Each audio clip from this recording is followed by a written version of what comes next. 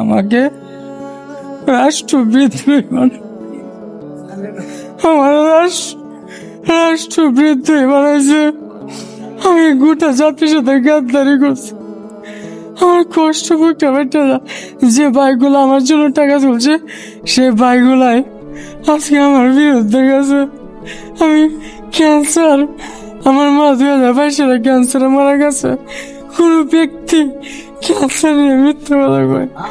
আমার আমার ভিতরটা আমার এদিকে দেন শুইতে গাওয়াইতে গাও।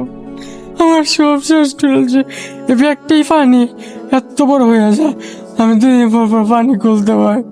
আমার বোন আমার প্রত্যেকটা রাত্রের কষ্টের কথা আপনারা জানেন না। আমার ফিজে থেকে বের করার পর আমাকে অনেক জায়গায় গেছি।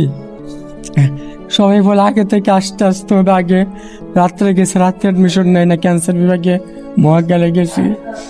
আর আমি বলতে স্যার আমার পেটটা ফাটতেছে, আমি মারা যাবো। মানুষ আমার ভুল বুঝে কোথায় আমাকে নেয় না। তারপর ডক্টর জিয়াদ খান স্যারকে ফোন দেয়, স্যার